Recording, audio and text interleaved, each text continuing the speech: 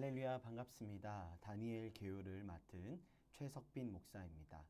어느덧 365 성경통도 다니엘서까지 함께 나누고 있는데요.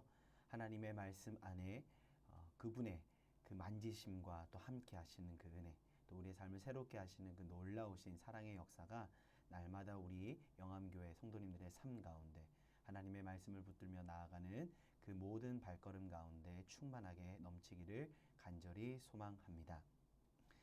다니엘서는 주인공 다니엘의 이름으로 되어 있는 책이지요.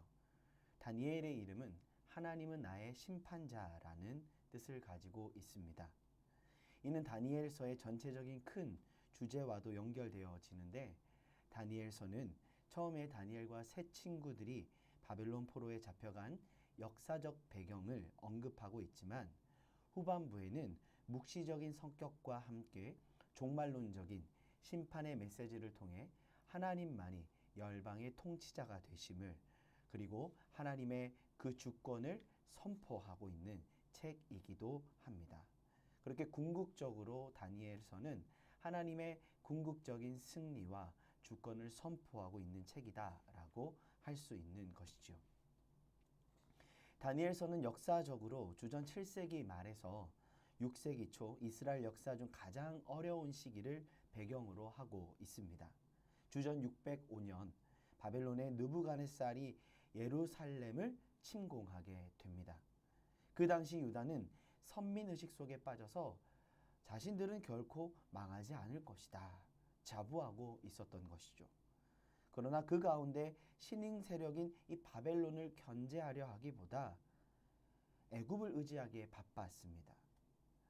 결국 바벨론군은 605년 주전 605년 갈그미스 전투에서 애굽과의 그 전쟁에서 대승을 거두고 난 이후 유다로 곧장 향하게 되었고, 결국 유다는 정복당하게 되는 것이죠. 이것이 바로 1차 침공 사건이었습니다. 여호와김 3년에 다니엘과 세 친구들은 정치 포로로 잡혀가게 됩니다.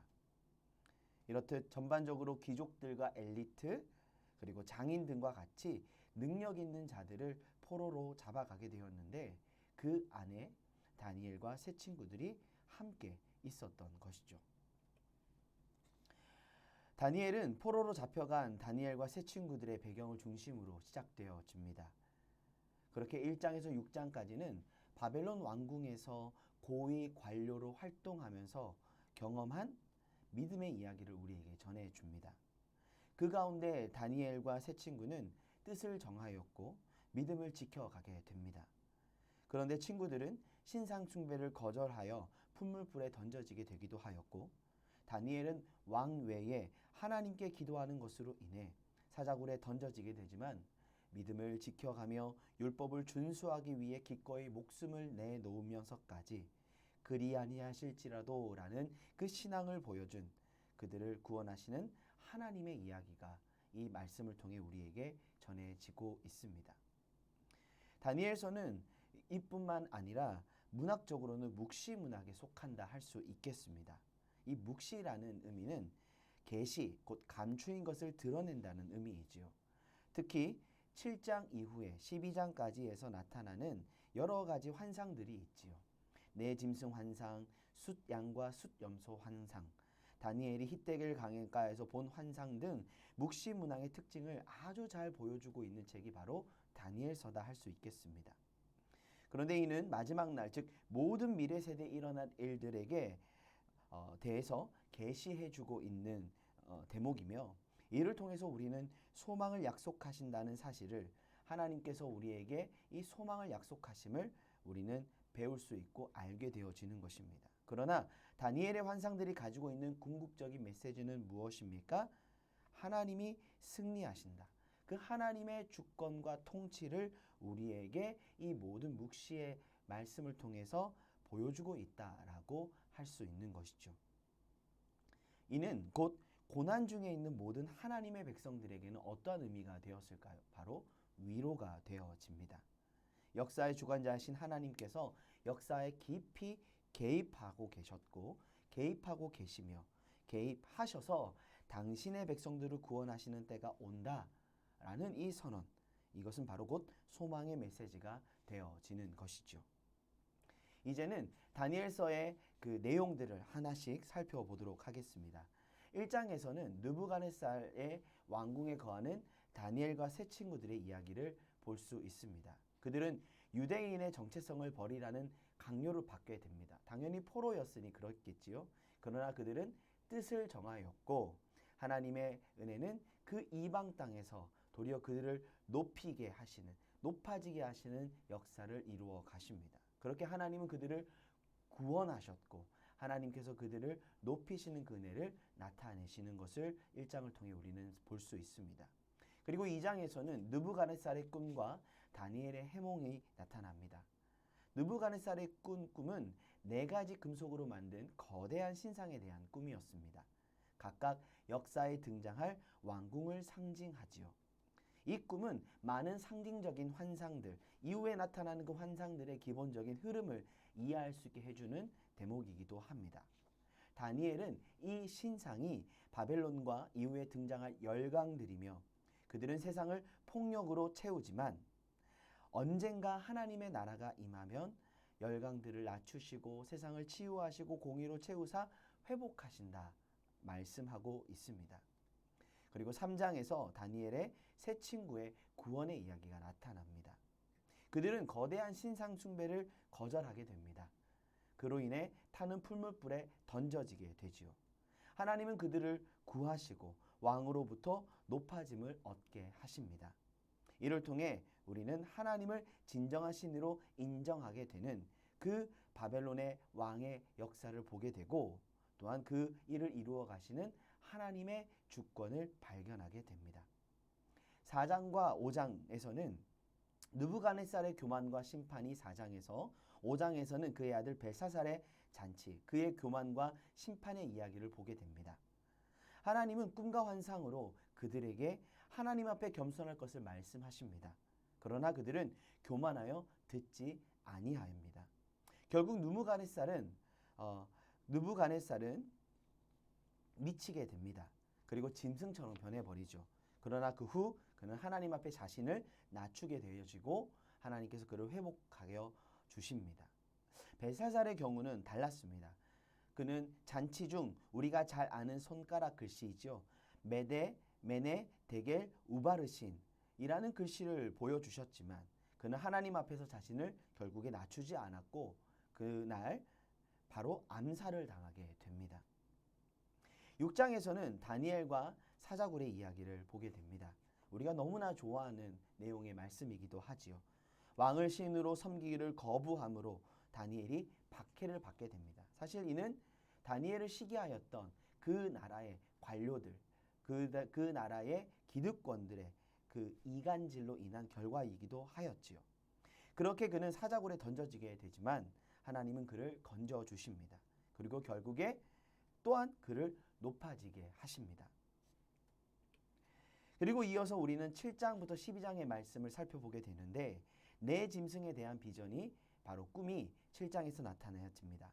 다니엘이 꿈을 꾸게 되지만 다니엘은 이전과 같이 그 꿈의 의미를 알지 못합니다. 그때 천사가 나타나 설명을 하게 되어지게 되고 그 천사의 설명을 듣고서야 자신의 꿈을 이해하게 됩니다. 그 꿈에서는 네 짐승들이 등장하게 되지요. 하나는 사자, 곰, 날개 달린 표범, 마지막으로 거대한 짐승으로 뿔이 많은 존재를 보게 됩니다.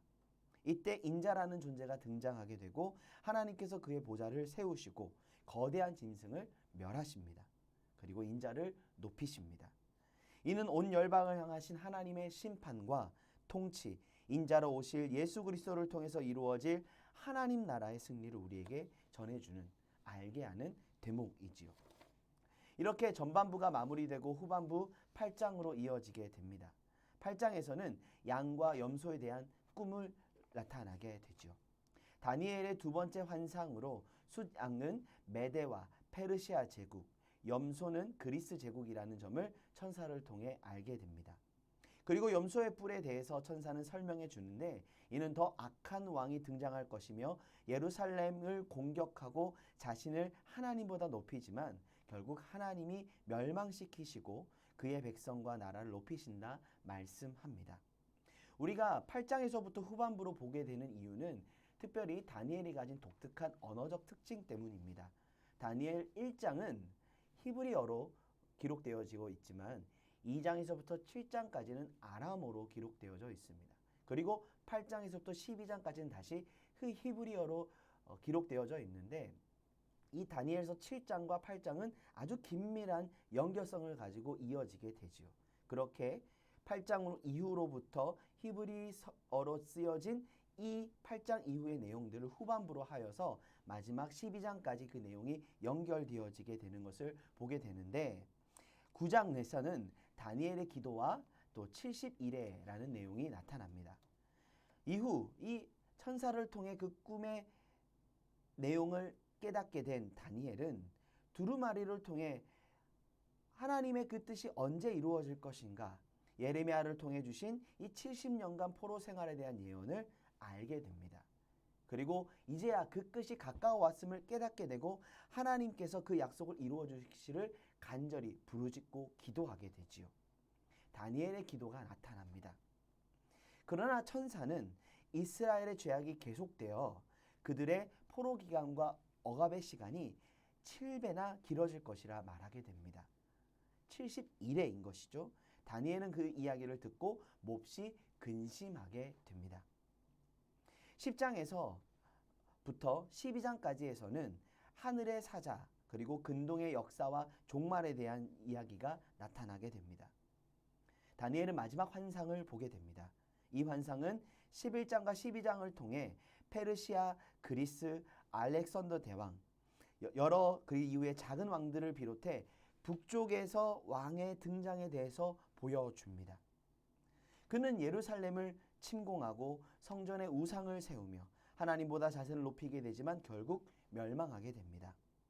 그런데 이 역사의 흐름을 통해서 우리는 다양한 해석점을 생각해 볼 수 있게 되지만 결국에는 궁극적으로 하나님께서 이 모든 역사의 흐름을 다니엘을 통하여서 보게 하시고 알게 하실 뿐만 아니라 하나님께서 그 모든 역사를 통하여서 이루실 그 승리를 이 모든 역사 이야기를 통해 나타내고 계신다라는 점을 우리는 알게 되죠.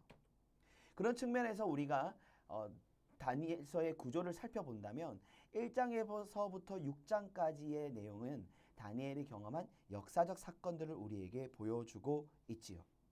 그리고 7장에서 12장까지에서는 다니엘이 본 환상들을 기록하고 있는데 1장과 6장은 독특한 연결성을 가지고 있습니다. 무엇일까요? 핍박에 굴하지 않은 믿음을 지키는 사건들을 우리에게 보여주게 되죠. 그리고 이는 포로 생활을 하는 자들에게는 본이 되어지는 교훈의 메시지가 될 뿐만 아니라 이를 통해서 하나님의 위로를 경험하게 되는 은혜를 누리게 됩니다. 그리고 2장과 7장은 4개의 제국에 대한 이야기로서 연결성을 가지고 보여주게 됩니다. 그리고 3장과 8장에서는 하나님께 예배드리지 못하게 하는 왕들의 이야기가 나오지요.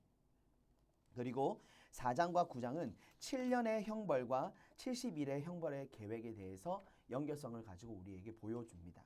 그리고 5장과 10장에서 12장은 장차 다가올 종말에 대한 현실을 우리에게 알게 하며 연결성을 가지고 보여주고 있는 것이죠.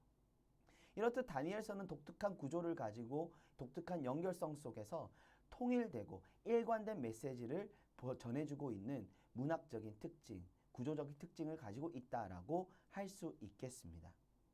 그리고 그 가운데서 우리는 하나님께서 어떻게 역사하고 계시고 역사하실 것인지를 배우게 되고 알게 되며 이를 통하여서 그 고난과 박해 현실 가운데 있는 자들에게 이 하나님의 메시지는 위로가 될 뿐만 아니라 소망이 되어지게 되고 궁극적으로는 하나님께서 승리하실 것에 대한 믿음을 우리에게 전해주고 있는 하나님의 말씀으로서 다가오게 되는 것이죠.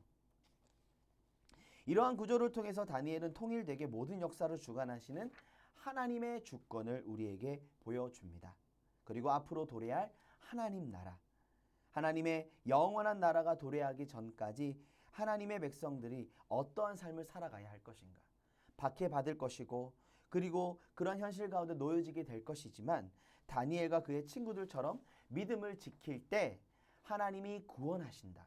구원하실 뿐만 아니라 하나님이 그들을 높이사 하나님의 주권과 하나님의 통치를 모든 열방 가운데 나타내신다 말씀합니다.